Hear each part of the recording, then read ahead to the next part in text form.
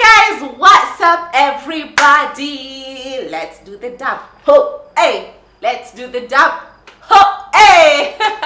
Yes guys, how you doing? Oh my gosh, it feels good to be back again with another amazing interesting video for you guys. And I'm hoping guys that anytime you watch Diana Bahati, you leave ama mnamaliza video kama mmeget unajua inspired, encouraged, ama mmecheka, ama mko like guy Auntie Madu is just something else. Okay, so guys, this is another episode of Cook and Reveal brought to you by the best maize meal flour that we have in the country, and that is none other than Raha Premium, aka Kavagara. And guys, also in case you did not know, we just introduced the amazing baking flour, of course, from Raha and Wasi.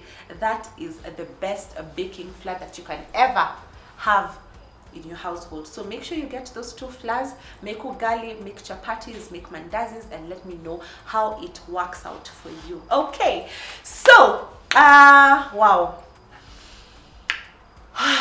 So guys, today's video, I feel like naanza kufeel hati yangu inaanza kuenda chini, unajua, cause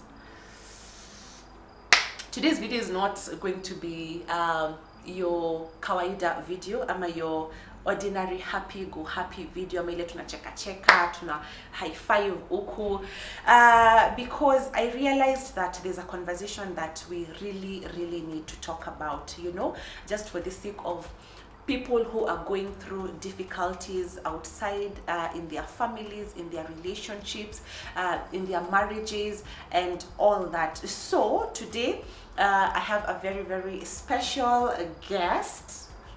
Si kwa hiyo ati nakuja kumintroduce kama guest because she's family, she's blood, she's everything in my life. Without her, I don't know where I would have been in life. Yes, basically.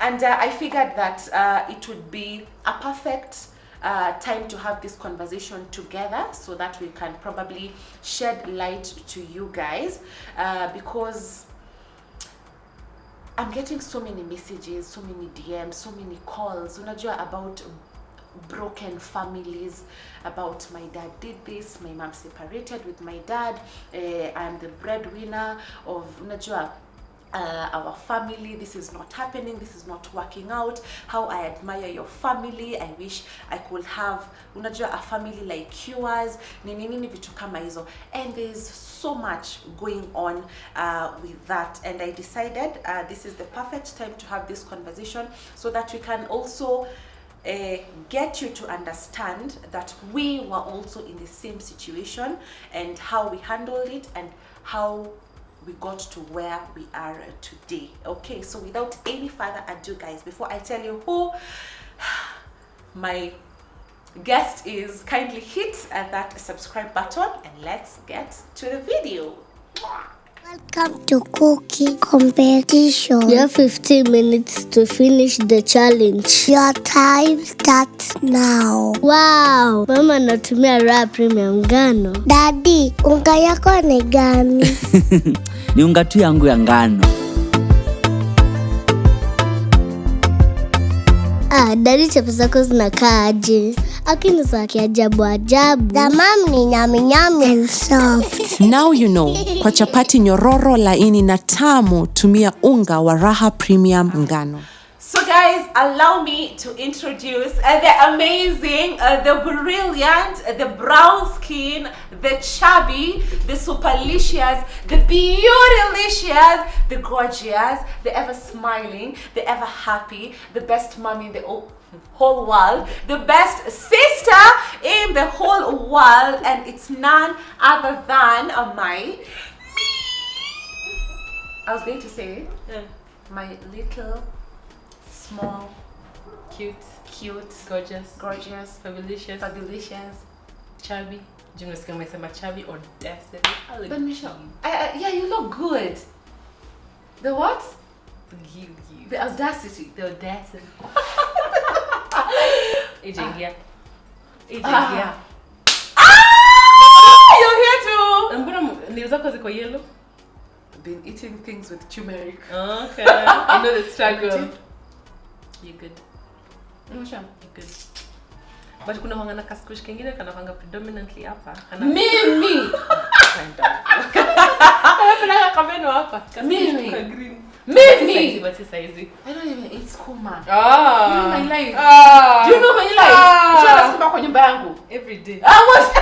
Ni Dania kaona ni Dania. Yeah, so anyway guys, this is my beautiful sister.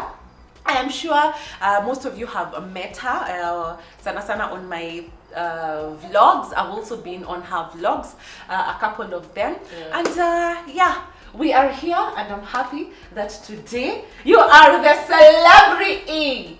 I'm a celebrity. Celebrity. You know guys, yesterday yesterday majuzi. So they text me akaniambia, by the way nataka ukwe in my celebrity edition journal. I'm like, as your makeup artist? And she's like, no, as a guest. I'm like, interesting. I think to me, it's JJolati, I'm a celebrity. You know, I'm still so. I know. I think the fact that people know you, and you've contributed much to our society. Oh, I've contributed to the society. I feel I should be winning an award right about now.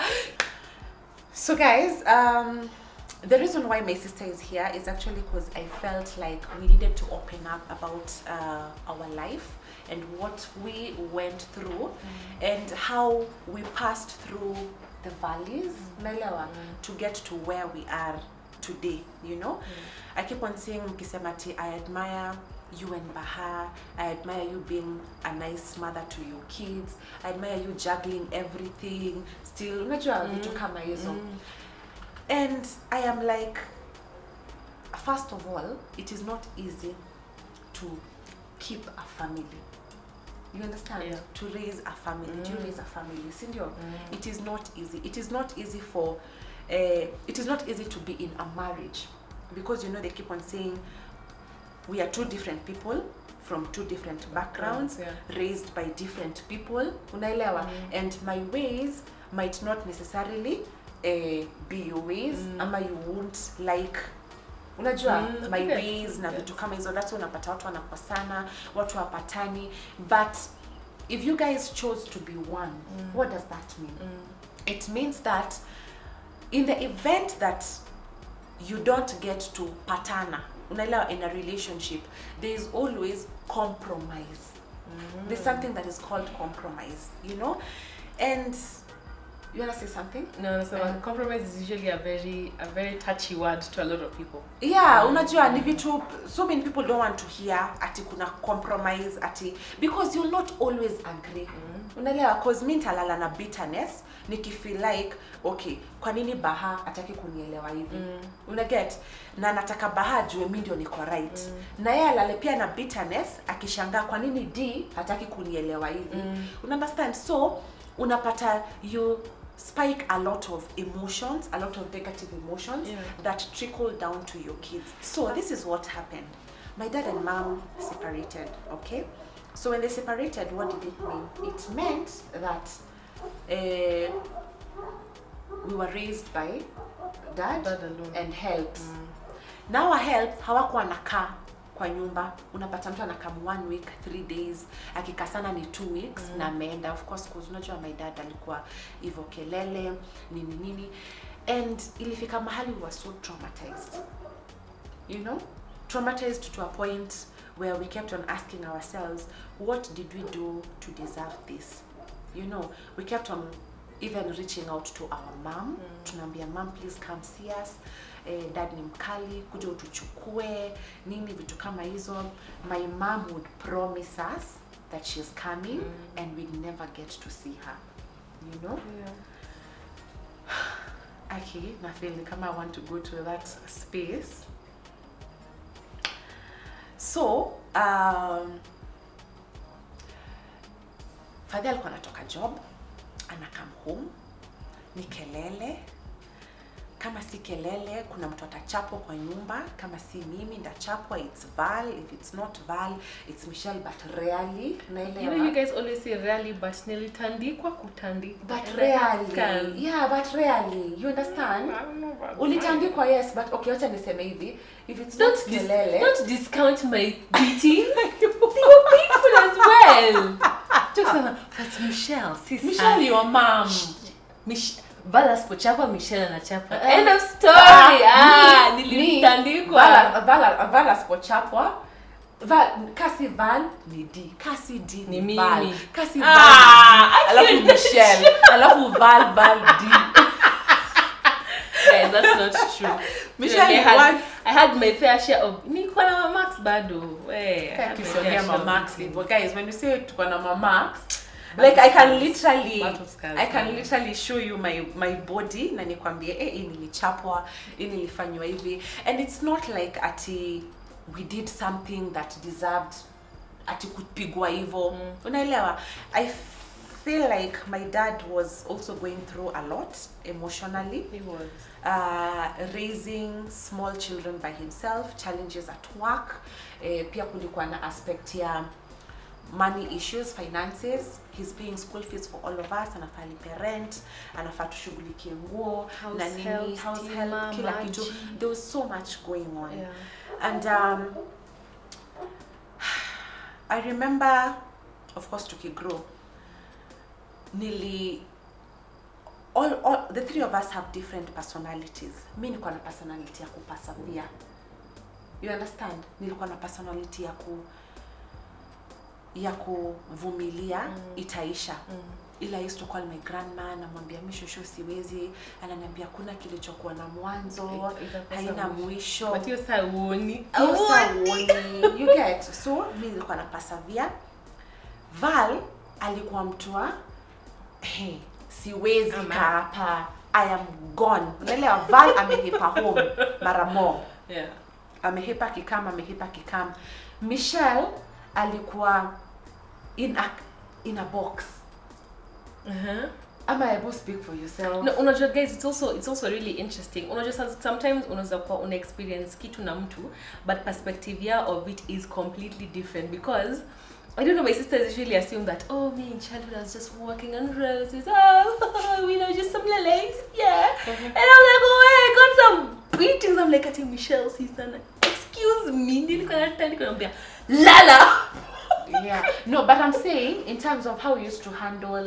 So this was me. I think for me it was like sort of in the middle. So ukikumbuka, initially we used to actually run away with Val. That was me. It was like, okay, but then I come to end. Okay, guy, I know I'm taking you back, but just forgive me. I know ni like kupisha vitu nyingi. Kuhepa kichapo hiki. I know, unajua, right now thinking about it now, understand where you are coming from, but at the time for us it was just a what's it called, fight or flight, like ile tu unaona ndio hii shida, you just go. So for me it was hiyo, and then now after niache sasa kuhepa home, ikabidi sasa nimetulia na ikabidi pia nimechange behavior zangu, na get unajua lenye like you just become what you need to become to avoid trouble. I became that person from like around class 6, class 7. And then nikaenda high school and I was like, yay, boarding.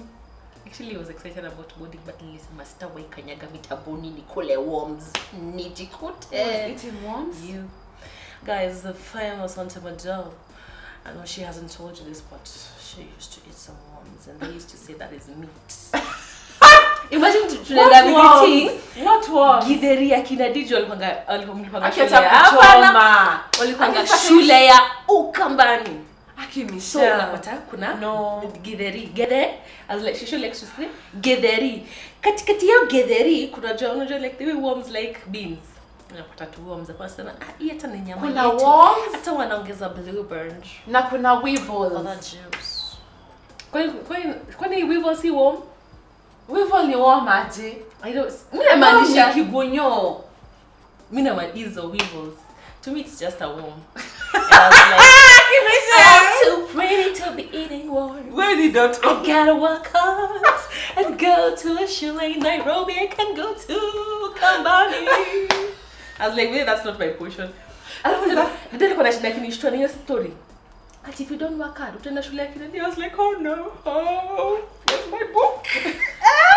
No. But Michelle only kwa chopi naturally. Imagine Michelle was a straight A student. A. How do you get A in all subjects? Okay, you're in high school. Michelle in primary. Michelle was number 3. Wasn't really number. Okay, they get high marks, but I don't think I didn't rank that top. Only rank. High mark. Michelle alikuwa number 3 the whole Kenya. Alikuwa kwa gazeti. Michelle alikuwa na 462. Akidiu exaggerate story. Lazima ni exaggerate. Nilikuwa na 419. Hey gosh, you're going for your 60 extra. Oh my god, we got 462. 469. I like that. You said 30 more. You can have 490. Michelle, conversation of Oh, sorry. No, you know, in as much as yes, it's like it's the conversation heavy. There are also good moments in that, and that's also one thing that tunafaa kumbuka. Even in that season, and you're in that tough situation, try and find those little rays of sunshine, which is what now for us that was. Tumefika stage ya life enye right now we are no longer living with Val. At some point Val alihipa home na akaenda kabisa, so mimi niko kwa point ya where did she go? I cry all the night. Ama sometimes I'm not even eating because I am like, where is she? Anakula, understand, analala nje. Nani atakubali? She's still a young girl. She's still a young girl. Nani atakubali kumpatia food nini kila saa? You understand vitu kama hizo. And then my dad is all alone, fending for us. And then it got to a point where he lost his job. Okay, so after losing his job, I think everything now just went haywire because shule tunafukuzwa school fees. Nyumba tunafukuzwa, tunaambiwa tuhame.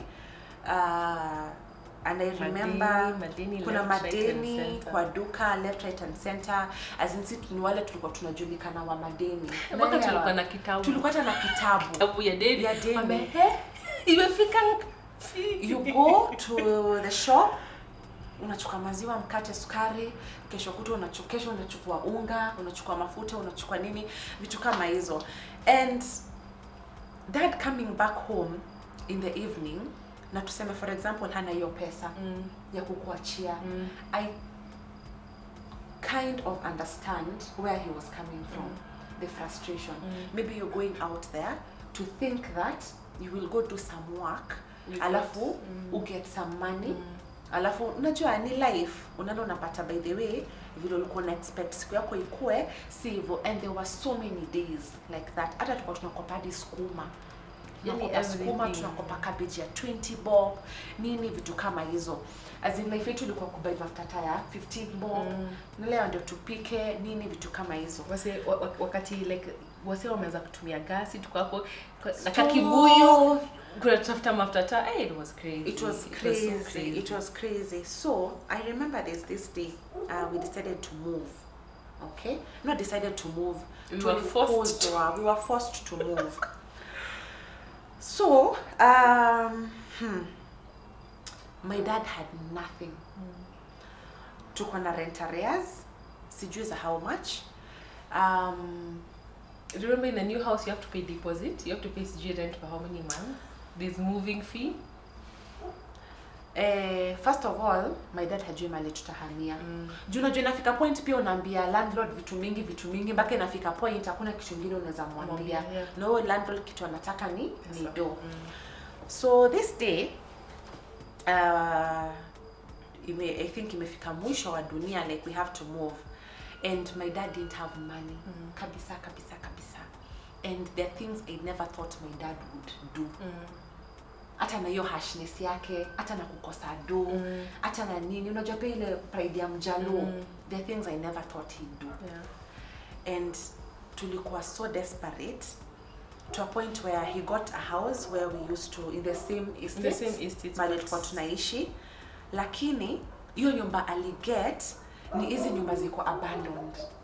Do I say Yani, abandoned? not really abandoned, but like it's been neglected. Unapata hakuna maji, the tiling is bad, the roof is like it was just Leaking, nini vitu kama hizo. So I think alienda kuongelesha watu or something of the sort.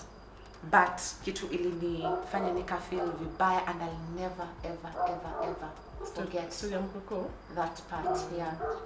Even me, it's Yani I remember it like it was yesterday. yeah. You know, my dad actually called a mkokoteni guy, na tulikuwa tunahamisha vitu na mkokoteni. So cause it's an estate, kuna place haizi kuna place mkokoteni haizi pita shortcut. Unaelewa mali kuna hizi mabumps kubwa especially kama umebeba mizigo. So Michelle and I used to carry beddings, mattresses, sheets, manini. And then now my dad, juu hata ana pesa enough ya kulipa mtu wa pili, juu mkokoteni si ni wawili, mmoja sukume mbele, mwingine asukume nyuma. Imagine it's my dad who used to skuma from behind. Who was pushing it from behind. And I was like, what? Understand? Like what? Let me ask you, Ili, what perspective did it give you of your dad? Like as opposed to vile ulikuwa unamuona before? I was in shock, first of all. Na nikasema, you know what? I will do anything and anything in my life to make sure that we never live this life again. And I remember you told me, uliniambia nini tukitembea na mattress? It was actually you who told me. Nakumbuka, I was so sad that time. Tukatembea mattress. I love you. Kuna kamende. Kuna kamende fulani kalikuwa na udasi. Kuna mattress. Anyway, kamende. Unakumbuka tukibeba hivi mattress? Tunapita kwa mama neighbor na kamende kingine kuchia mattress. Anyway, that's beside the point. You're actually the one nataka nikumbuke kuhusu mende zilipanda juu ya mattress tu.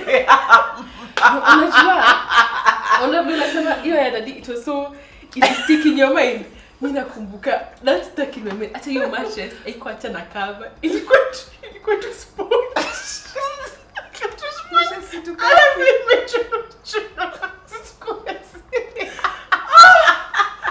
No, it's amazing.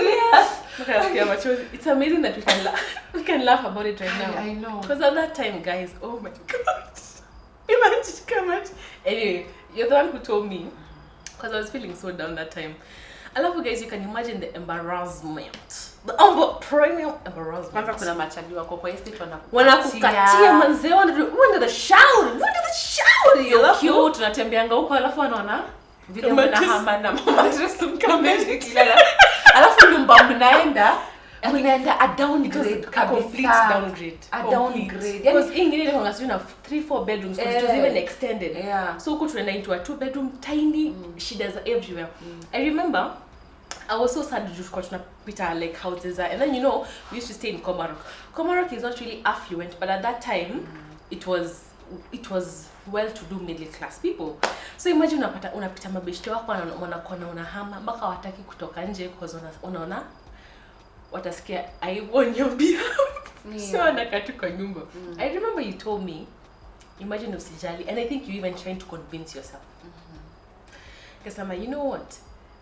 Even this will pass. No, kaniambia something so sijasahau, kaniambia, do you know what? A month from now, because that used to be our favorite thing to say to each other. When we used to go through bad times, we used to tell each other, ata a month from now, ata a year from now, utakumbuka. And true to the word. We didn't. A month later, yes, things had changed, but oh my gosh. serious. Actually, Ilinibo. I was like, even the yoni tukona embarrassment ya kuhama na mattress hata haina kama na bari na Guys, can I tell you, to be honest, we've lost this conversation. Kabisa, we've lost it. But let me give you another scenario, because now we're talking about scenarios, okay? Let's move to... We were not in contact with our mom. Yeah. kabisa.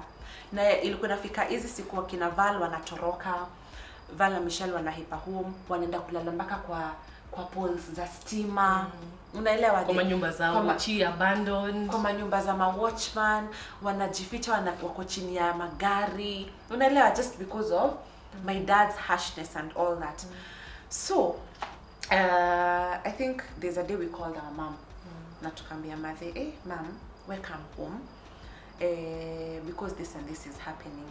And we just called ile tu ya try. And my mom came. And I remember when she came, akafika home, na hiyo siku nakumbuka jana yake, Vala alikuwa amechapwa na Fadhi. Na Fadhi alikuwa amemchapa vibaya mpaka ile she couldn't move from the bed. Understand? Na I remember Vala alikuwa amelala kwa bed na nilikuwa nimekaa hapo kando. I can't remember much of your time. But nakumbuka nikikaa tu na Vala hapo, unajua ile nikuletea maji, uko poa, she's just crying, she's nini. Yani amefura mwili unaonekana green juu ya damu, kuna kuna damu zimetoka nini, vitu kama hizo. And I remember my mom came. And you know, she came, and for the first time, unaona vile mtu yeye anaanza na madhake amkimbililie amhug. You understand? For the first time, I had someone knock. It was my mom. I opened, and I did not say anything. I opened ile oh it's you. Oh, it's you. Oh, me come. Understand? Nilifungwa ile I have important things to do. Like she's just another guest. Like not another guest. Like unaelewa, I have a sick sister, not sick, I have a wounded sister I'm supposed to take care of. And I think my eyes really spoke a lot to my mom. Unajua ile vile expect, hey, uko happy, nini uone tu how your eyes can speak, useme, by the day alifurahi kuniona. And she could tell I was hurt, I was broken, I was like, disappointed in her. I was disappointed in her. That was it. Because we had called her so many times. Yani my mama alikuwa every time tungehepa there was a landline. There was a landline funny. We would call her. Imagine she would just tell us nakam. We would literally stand mali tunaona gate mpaka 10, 11, 12 midnight. Hakuna mtu. Mpaka itabidi saa tumeenda kutafuta place ya kulala. Like it was really disappointing by the way. Hata angesema I'm not coming. So what disappointed me the most about that is when my mom saw that, I think ilim hit. Na akasema, no, my children are going through a suffering. You understand? And I remember even before that, I used to tell my mom used to tell me, alikuwa anambia mate, mimi mama siwezi kaa huko. Kaa ulishindwa kukaa, mimi ndakaaje hapa. And my mom used to tell me, hapana, usitoke, itaisha. Na mimi nikanamuuliza, wewe mbona ulienda? Kama itaisha. Why does it feel like I'm taking your position? Understand? Why do I feel like I am the firstborn? I have all these responsibilities of I have to do well in school. I am not doing well in school. I was terrible in school. I never used to do homework. June nafika late. I have to come and cook for my sisters. I have to do things for my dad before nilale. Unajua vitu kama hizo. Asubuhi naenda shule, I am worn out. So when my mom came that day, akasema, hey, I think, and for the first time I heard her call dad. Na akamwambia, hautakuja kuniulia watoto. Na usiwahi piga watoto wangu hivi tena. And my mom said, pack your clothes, let's go. I don't remember any of this. My mom akasema, nilikuwa mdogo. I'm sure ulikuwa mdogo, ama your memory will fade. And let me tell you, that was the ushaikuwa na a split second of happiness that you can't explain, that you've never felt in your life. So we left and we went to my mom's place. 3 days later, my mom takes us to our grandma atuone. Akatuona na kumkali tupeleka kwa job yake. Na nakumbuka my grandma akimwambia mbona unachukua watoto? Na unajua vizuri sana hautawezana nao. You understand? You're not going to be able to pay for their school fees. You're not going to be able to do ABCD. Ile tu kidogo nakumbuka. And can you imagine being taken back home? That I remember. Sikumbuki hiyo ya kukuja ama kucall daddy, but I remember at some point tulienda kwa mom. I even remember the first night alitupikia rice and chicken and we slept over. And a few days later we were back home. And those bits and pieces, sikumbuki what happened exactly that now we were back. We were back home, and I remember my dad asking like, hey, mlikuwa mnafikiria mtarudi and all that and nini. You understand? Michelle was excited about having mom to herself. Unaelewa? Now juu alikuwa nasikia sisi tukishinda tukimwambia mama alikam visiting, mama alikam nini. Unaelewa? Because that time I think my dad was not allowing my mom to come visit us. So so Michelle alikuwa anajua this is the perfect opportunity. You know what had even happened? Well, before I even joined from 1 class 8 hapo, that last year tukaanza kureconnect na mom. She used to stay in Kitengela. So unapata tulikuwa tunapata, and then we were a bit older. Tunapata a little money mama anatutumia, tunachukua fare. I remember it was just me and you. Tunaenda tunamuona.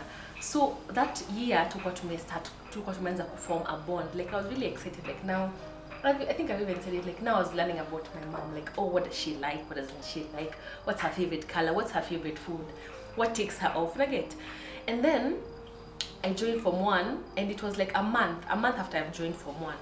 So me, I'm so excited, najua, very soon nitakuwa visiting day, mama come.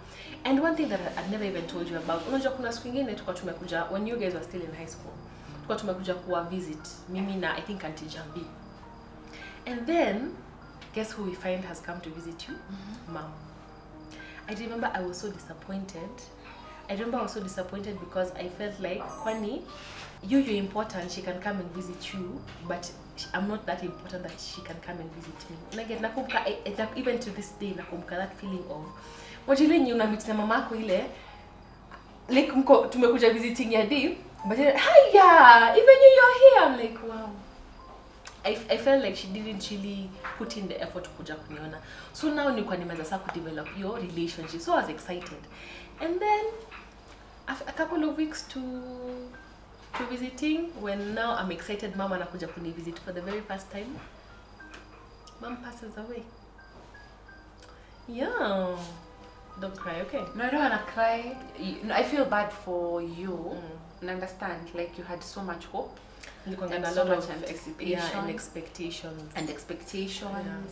And then ume join 2 Form 1. A month later your dad comes to pick you up from school. And dad didn't tell me mom had died. He couldn't. Alikuja.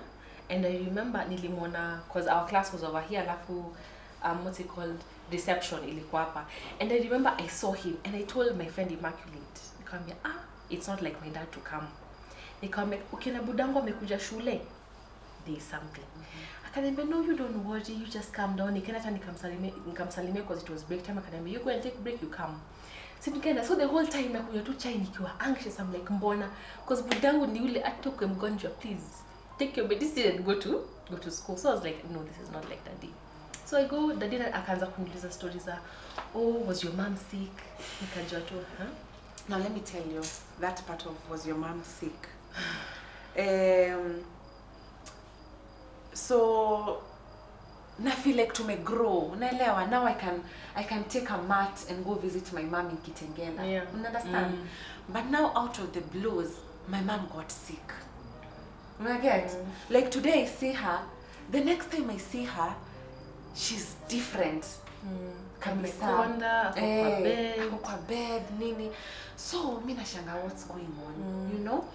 Now, and I remember shortly before mom passed, dad had gone to easy job zake za Kisumu, anakaa 1 week, nini. So nilikuwa na feel freedom kwa nyumba nini. So this day my mom calls me, and it was so unlike her to call. So my mom calls me, uko aje nini? Nikamwambia, mom niko poa, nimetoka tao na naenda home. Nikifika ndakucall. I get home. Imagine nimefika tu home hivi, nimeka bag tu hivi kwa kiti, I see mom calling. Nikasema hapana, what's going on? So I pick. Naambia, hey mom, sasa? Naambia poa. Nisiwezi akilia. You understand? Anasema hoja tunakupenda, but I can't. You said that. Hey. And the phone dropped. Unajua ni kama mtu ameishiwa na nguvu. The phone dropped. I was like, mom, ni nini? I picked my bag and left. Ni kama nilifika home, nikaturn. You understand? I picked my bag and left. Na nimefika home around 5. Ujue naenda Kitengela. You understand? Nini nimefika Kitengela? I got to Kitengela at 7:30. Kufika, naona nani? Naona my grandma. Now the mom. And mind you guys, I have met my grandma. We have met our grandma once. Yeah. So mimi naingia kwa nyumba, naenda kwa madhe napata shosho anafunga mlango. Do you know you're confused? This is your grandmother, but you don't know what to tell her. You understand? Yeah. Nikasimama kando. So I didn't know sikujua nimwambie sasa shosho ama nimekuja kuona mom ama mama ako wapi. I don't know how to address her. Because she's a stranger. She's a stranger. Yeah. You understand? When I went to see mom that day, unajua vile ako kwa bed unamshikilia tu hivi. Namwambia, "Hi mom, how are you feeling today?" And she's like, "Wewe ni nani?"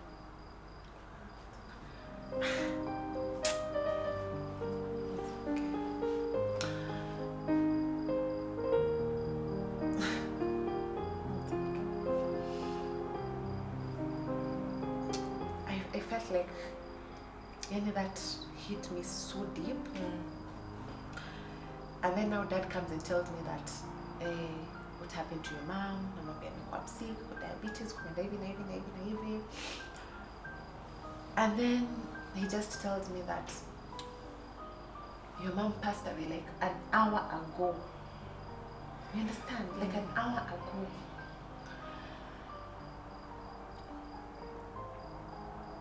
And